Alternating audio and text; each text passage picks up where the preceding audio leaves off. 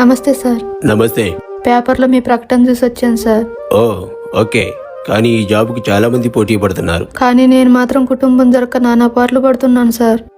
ఈ ఉద్యోగం నాకు ఇప్పించారంటే మీకు చాలా రుణపడి ఉంటాను సార్. చాలా మంది ఇలానే చెప్తున్నారు, కానీ ఒక్కరు కూడా రుణం తీర్చుకోవడం లేదు. నీకేమైనా పిల్లలా? 2 పిల్లలు సార్. అయినా కొత్త పెళ్లి కూతురులా ఫిట్గా ఉన్నావే, అదే చాలా తగ్గిపోయావంటున్నా. మీరేమంటున్నారో నాకు అర్థం కావడం లేదు సార్. ఇందులో అర్థం కాకపోవడానికి ఏముంది? నీకు ఉద్యోగం ఇస్తే నాకు ఒంపుడు గతిగా ఉంటావా? నీలాంటి వాళ్ళు ఉండబట్టే ఆడది ఉద్యోగం అంటేనే అదిరిపోతుంది. నా స్థానంలో నీ చెల్లో అక్క ఉంటే ఇలానే అడుగుతావారా? రేయ్, మేమేదో లక్షలు సంపాదించాలని ఉద్యోగాలకు రామురా. మొగుళ్ళు అధోగతోళ్ళు అయితేనో కుటుంబాన్ని నడిపించుకోవడం కోసమో వస్తామురా.